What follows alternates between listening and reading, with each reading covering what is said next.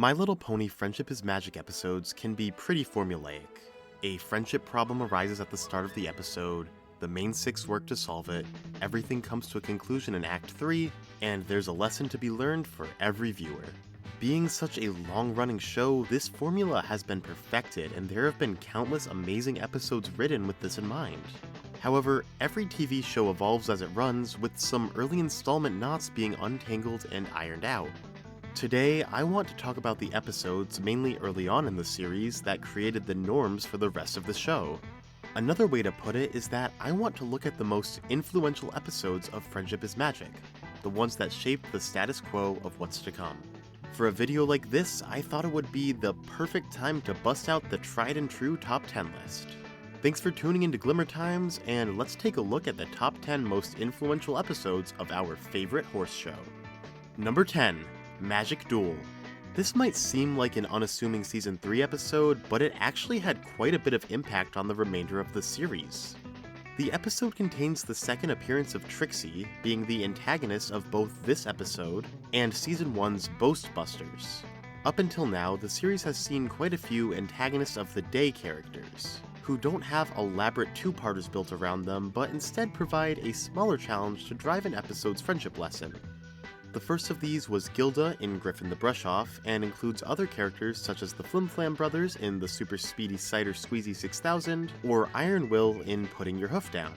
These antagonists tend to be pretty simple, and once they've learned their lesson, we don't necessarily expect to see them causing trouble again.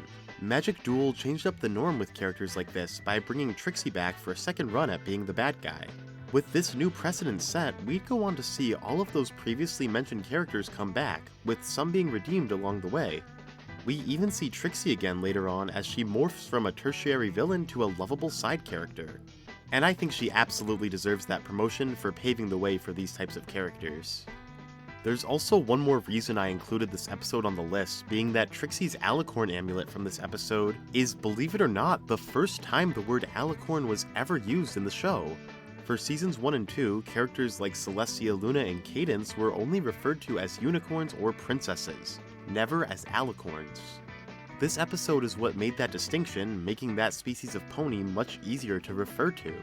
Both of the reasons I listed are relatively small influences compared on what's to come, but still big enough changes that I think they deserved to put Magic Duel in the number 10 spot. Number 9. Slice of Life.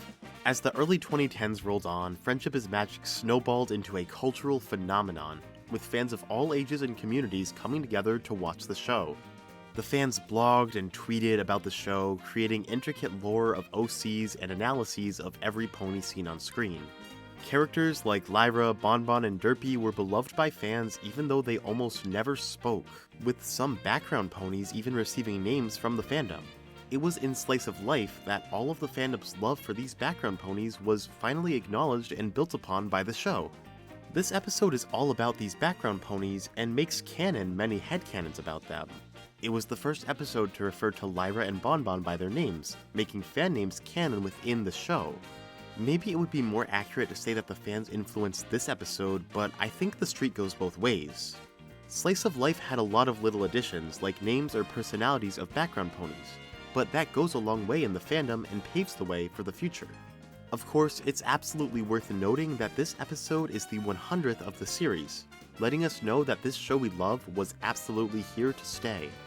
Number 8. The Return of Harmony. There are a few two-parters that made this list, and for all intents and purposes, I'll be counting both parts together as one episode. The Return of Harmony doesn't have a ton of big changes for the show, but quite a few smaller ones that shaped the future of villain-centered bookend episodes going forward. Season 1 opened with a villain-based two-parter as well, but she was fully reformed by the end of the hour. Discord's inclusion in this episode shows us that while the show is full of friendship and rainbow lasers, there will be creatures past the point of reform. Of course that changes for Discord specifically down the line, but the point stands for this episode. This might just be my childhood experience talking, but I feel Discord brought an aura to the show that Nightmare Moon didn't exactly reach. When I was younger and watching the pilot of the show, I felt so hopeful that the main six would be able to band together and defeat her. But 8-year-old me was terrified of Discord. I feel like antagonists going forward such as Chrysalis and Sombra definitely matched that energy, so I'll thank Discord for introducing it to the show. For a more general impact this episode had on the show, Discord's voice actor John Delancey was the first celebrity guest star on the show. When Discord was being written, Foss based his character on Delancey's character from Star Trek. The production team first considered casting a VA that sounded similar to Delancey for the role, but eventually decided to just try and get Delancey himself, and he was available. For the most part, previous roles in the show were played by professional voice actors, such as Tara Strong or Tabitha St. Germain, with Delancey breaking the status quo for being mainly a live-action actor. From here out, we would see quite a few celebrity voice actors enter the fray of the show, with beloved characters such as Cheese Sandwich or Countess Coloratura being voiced by celebs as well.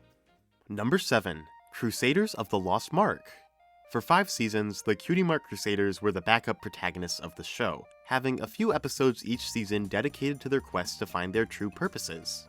If the show ended after its intended 65-episode run, we would have never seen them complete their quest. And even with the show having a vast future ahead, it was uncertain when the CMCs would ever find their cutie marks. Crusaders of the Lost Mark completely overhauled the CMC plotline by showing them finally earning their cutie marks. From here on out, the CMC episodes changed from them exploring their possible marks to instead being about them helping other ponies, showing a different direction for their episodes in the latter half of the series.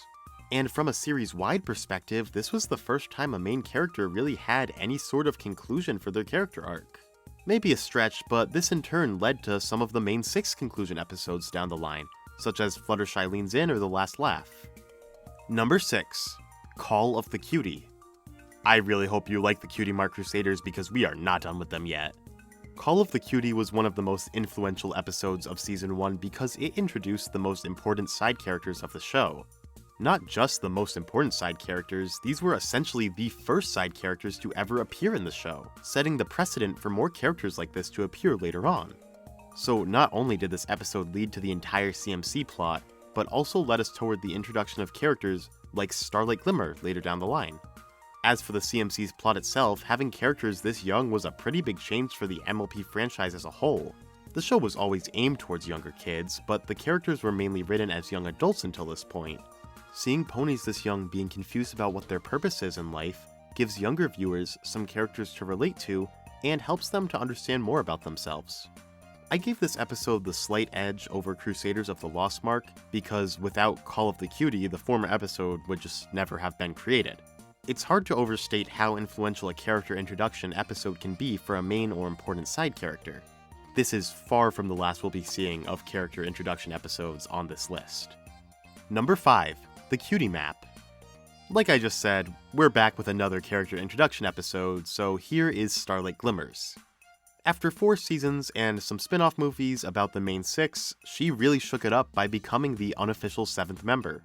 We'd seen reformed villains join the supporting cast before, but I'd argue Starlight's character had much more plot relevancy after her introduction, more so than someone like Discord or even Luna. Obviously, Starlight didn't become part of the main cast in this episode, but it was her introduction as a character that eventually led to that. I already touched on how the return of Harmony was a bit more intense than the pilot of the show, but the Cutie Map really takes that up another notch. This episode was a whole new level of unsettling for the show that really hadn't been captured before.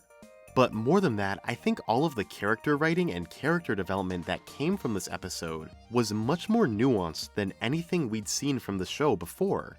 It definitely paved the way for some other emotionally nuanced episodes down the line, such as Amending Fences. Number 4. Equestria Girls. So this is obviously a movie and not an episode, but it's still part of G4, so I don't care, it's on the list. This movie introduced a lot of new precedents for G4 and some for the franchise as a whole.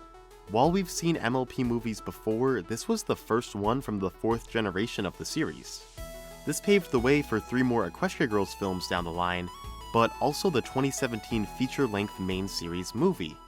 This was also one of the first true spin-offs of G4, and definitely wasn't the last.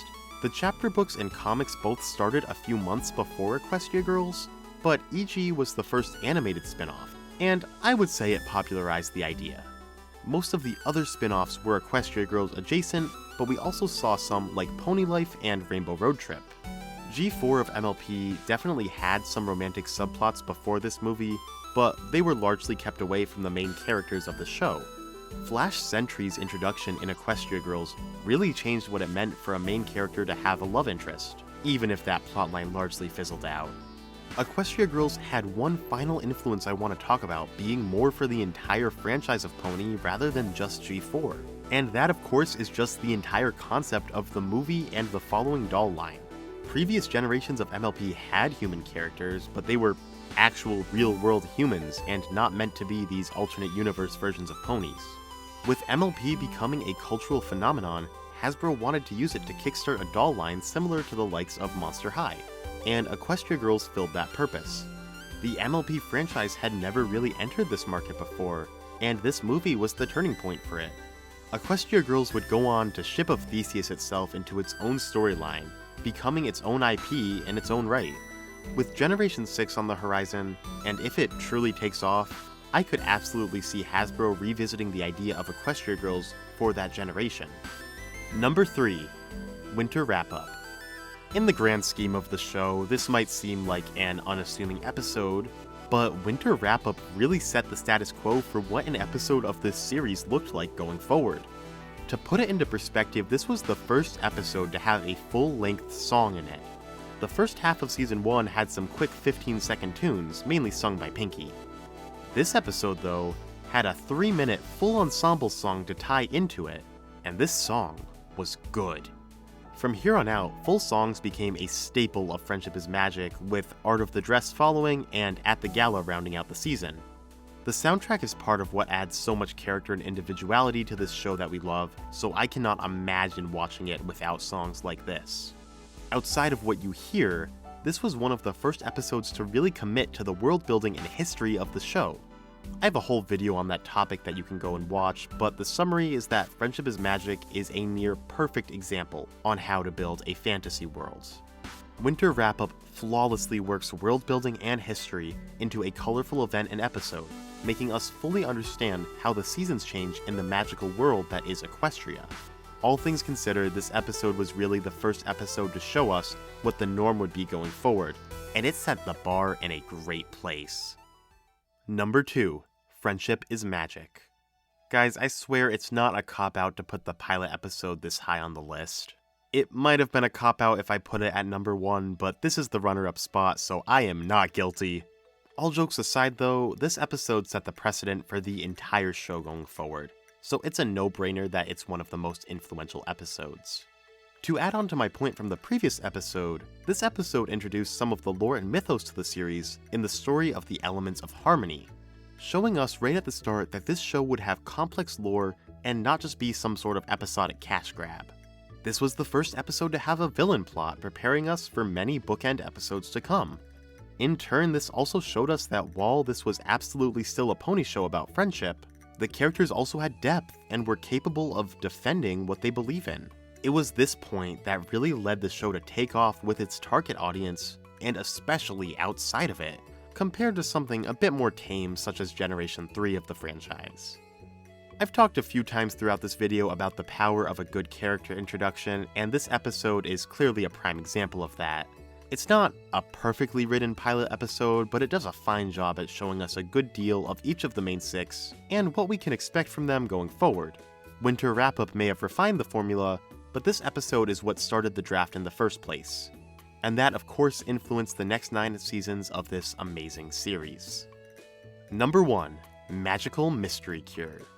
I was really conflicted on if this or the previous episode should take the number 1 spot, but I eventually decided on Magical Mystery Cure in the top spot. With the show having already been running for 3 seasons, this episode had more to influence and change going forward than the literal first episode of the show. For one, Friendship is Magic was originally planned to end on this episode, so it was written to work as a conclusion. Because of this, episodes after this are kind of like a second life, being written with the hindsight of what worked and what didn't work for previous seasons. There's a reason Season 4 is so beloved by fans, and is it such a stretch to chalk that up to this episode almost being the finale? It's also worth mentioning that this was the first musical episode of the show, where the plotline revolves and is told through multiple songs. This set the precedent for some future episodes like Pinkie Pride and Crusaders of the Lost Mark to be musicals as well. But nonetheless, the elephant in the room is of course Twilight becoming an alicorn. This completely revamped her character arc and the entire balance of the show. This was a big deal in the fandom, with some fans even still believing she was better before getting wings. Those fans probably think this episode was a change for the worse, but hey, negative influence is still influence, so I guess that counts for the list. By and large though, I think most fans came to enjoy the change, even if it seemed a bit early in the show. Twilight's ascension to princesshood paved the way for all of her future development and eventual ascension to the equestrian throne, and that all started here. For such a beloved show, it's really interesting to go back and see how different episodes changed and morphed the core formula of it. Do you agree with my list, or have a different take on the matter? Let me know in the comments what you think.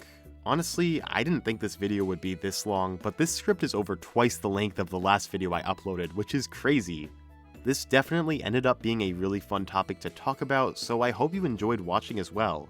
Feel free to like and subscribe for more like this on the way, and I'll see you in the next one.